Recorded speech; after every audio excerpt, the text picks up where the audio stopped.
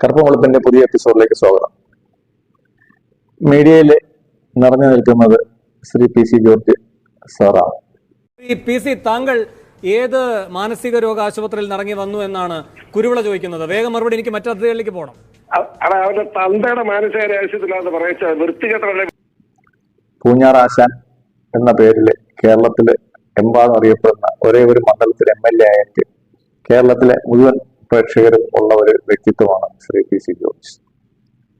ഇദ്ദേഹം ഇന്ന് BJP-യുടെ സംസ്ഥാന നേതൃത്വത്തിൽ മീഡിയയിലും മറ്റു കാര്യങ്ങളിലൊക്കെ വളരെ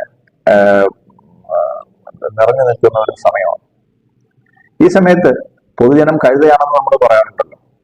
ഈ സമയത്ത് ചില പഴയ ഓർമ്മകളിലോട്ട് നമ്മൾ പോയി കഴിഞ്ഞാൽ, എൻ്റെ പേര് അനിൽ വെണ്ണിയൂർ എന്നാണ്. ഞാൻ ശ്രീ പി സി ജോർജിന്റെ കൂടെ പാർട്ടിയിൽ കുറെ കാലം വർക്ക് ചെയ്തിട്ടുണ്ടായിരുന്നു. കാലം നമ്മൾ പുറകോട്ട് പോകുമ്പോഴത്തേക്ക് ശ്രീ കാർത്തികേയൻ സാർ മരിക്കുന്നു.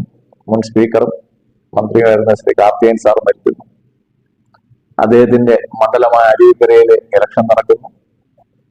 ആ ഇലക്ഷനിൽ ശ്രീ പി സി ജോർജ് സാറ് നേതാവായിട്ടുള്ള, അദ്ദേഹം ആ പാർട്ടിയിൽ അംഗമായിരുന്നില്ല, നേതാവായിരുന്ന ശ്രീ പി സി ജോർജ് തീരുമാനിക്കുന്നു നമ്മൾ അരുവിക്കര ഇലക്ഷനിൽ മത്സരിക്കണം.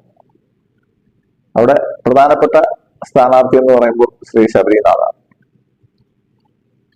മണ്ഡലത്തില് നമ്മൾ പ്രവർത്തനം തുടങ്ങുമ്പോഴത്തേക്ക് തന്നെ പുതിയ ഒരു സംവിധാനം അവിടെ രൂപീകരിക്കപ്പെടുകയാണ്. ACF എന്നാണ് അതിന്റെ പേര്, ആന്റി കറപ്ഷൻ ഫ്രണ്ട്. നോക്കുമ്പോഴത്തേക്ക് ACF-ൽ ആരൊക്കെയാണ്? ശ്രീ പി സി ജോർജ് സാറിന് ഒരു മുന്നണിയിലും ആരും എടുക്കാത്ത ഒരു സമയമാണ്. 3 മുന്നണിക്കാരും പി സി ജോർജിനെ അക്സെപ്റ്റ് ചെയ്യാൻ തയ്യാറല്ല. ഇപ്പോഴ് ഒരു മുന്നണിയായിട്ട് ആന്റി കറപ്ഷൻ ഫ്രണ്ട് എന്നും പറഞ്ഞുകൊണ്ട് ഒരു മുന്നണിയായിട്ട്, കേരളത്തിലെ 4ാം മുന്നണിയായിട്ട് ആ മുന്നണി രൂപം കൊള്ളുകയാണ്. ആ മുന്നണിയിലെ ശ്രീ പി സി ജോർജ് എന്ന് പറയുന്ന നിറഞ്ഞ വ്യക്തിത്വത്തിന് പുറമെ 2-3 ചെറിയ ആൾക്കാരുടെ, അതിൽ പ്രധാനപ്പെട്ട ഒരാളാണ് ഇന്നത്തെ ശ്രീ വിഷ്ണുപുരം ചന്ദ്രശേഖരൻ. അദ്ദേഹം ഒന്ന് VSDP എന്ന് പറഞ്ഞുകൊണ്ട് ഒരു ഓർഗനൈസേഷനുമായിട്ട് കേരളത്തിലെ നാടാർ സമുദായത്തെ ഏകോപിപ്പിച്ചുകൊണ്ട് വളരെ ശക്തമായി പ്രവർത്തിക്കുന്ന കാലം. അദ്ദേഹം പറഞ്ഞു, ശ്രീ വിഷ്ണുപുരം ചന്ദ്രശേഖരൻ നമ്മുടെ കൂടെ ഉണ്ട്. ഞാൻ പറഞ്ഞു, നല്ലത്. DHRM നമ്മുടെ കൂടെ ഉണ്ട്. ഞാൻ പറഞ്ഞു, DHRM എന്താ? അല്ല, അവര് നമ്മുടെ വളരെ അടുത്ത സഖ്യകക്ഷികളാണ്, നമ്മൾ അവരെയൊക്കെ പ്രോത്സാഹിപ്പിക്കുന്ന ആളാണ്. DHRM-ന്റെ 2 മീറ്റിംഗ് ഒക്കെ ശ്രീ പി സി ജോർജ് സാർ ഉദ്ഘാടനം ചെയ്തു. Democratic human rights movement, DHRM ആ സമയത്ത് വളരെ കുപ്രസിദ്ധമായി വർക്കലയിൽ ഒരാളുടെ തലവെട്ടിയ സമയമൊക്കെയാണ്. ഇപ്പൊ ഞാൻ പറഞ്ഞു, ഈ തലവെട്ടി വരും, അത് കുഴപ്പമില്ല, അത് നമുക്ക് അവര് പട്ടികജാതി വിഭാഗത്തിന് വേണ്ടിയിട്ട് വളരെ ശക്തമായിട്ട് പ്രവർത്തിക്കുന്നതാണ്. നമുക്ക് പട്ടികജാതിക്കാരുടെ 32,000-ഓളം വോട്ട് നമുക്കവിടെ കിട്ടാനുണ്ട്. സെലീന പ്രക്കാനം ആയിക്കോട്ടെ. അത് കഴിഞ്ഞിട്ട് വരുന്നത് സുഡാപ്പിയുടെ പേര്. ഞാൻ പറഞ്ഞു, സുഡാപ്പിയോ? അത് സുഡാപ്പി നമ്മളെ ഏറ്റവും പൂഞ്ഞാറിൽ എന്നെ ഏറ്റവും കൂടുതൽ സപ്പോർട്ട് ചെയ്യുന്ന സംഘടനയാണ് സുഡാപ്പി. അപ്പോ ഈ SDP-യുമായി DHRM-ഉമായിട്ട്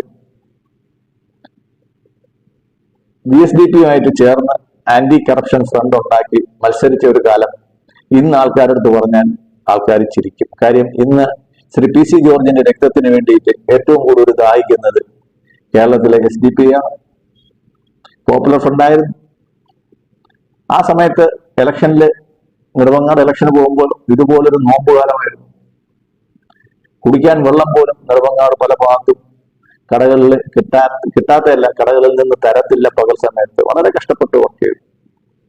ഞാൻ പറഞ്ഞു വന്നത്, ശ്രീ പി സി ജോർജ് കൂടെ കൂട്ടാൻ പറ്റാത്ത പലരുമായിട്ട് കൂട്ടുകൂടുകയും അന്ന് BJP കേന്ദ്രങ്ങളിൽ നിന്ന് അദ്ദേഹത്തിന് ക്ഷണമുണ്ടായിരുന്നു. അതാണ് അദ്ദേഹം ഈയിടയ്ക്ക് ഒരു ഇന്റർവ്യൂവിൽ പറഞ്ഞത്, 5 വർഷത്തിന് മുമ്പേ ഞാൻ BJP-യിൽ വരേണ്ടതായിരുന്നു. ശരിയാണ്, അന്ന് അദ്ദേഹത്തിന് BJP-യിൽ വരേണ്ട സമയമായിരുന്നു. പക്ഷെ ആ സമയത്ത് അദ്ദേഹം BJP-യിൽ വന്നില്ല.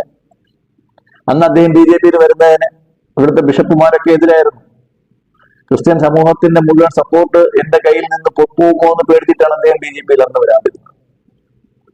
തോമസ് മാഷിന്റെ കൈവെട്ടി കാലം ഒരുപാട് കഴിഞ്ഞു. അതിലുള്ള കുറെ പേര് ശിക്ഷിച്ചു, കുറെ പേര് ഇപ്പോഴും ഒളിവിലാണ്. പക്ഷേ ഇത് ഒരു വിപത്താണ് എന്ന ഒരു ധാരണ അന്ന് ശ്രീ PC ജോർജ് അവർക്കുണ്ടായിരുന്നില്ല. കേരളത്തില് അറിഞ്ഞോ അറിയാതെയോ മനഃപൂർവമോ അല്ലാതെയോ കേരളത്തിലെ SDPIക്ക് ഒരു നല്ല സ്റ്റാമ്പ് പതിപ്പിച്ചു കൊടുത്തതിൽ ശ്രീ PC ജോർജിനുള്ള ഉത്തരവാദിത്വം നമുക്കാർക്കും മറക്കാൻ സാധിക്കത്തില്ല. ഈ ഓർമ്മകൾ പങ്കുവച്ചുകൊണ്ട് നന്ദി, നമസ്കാരം.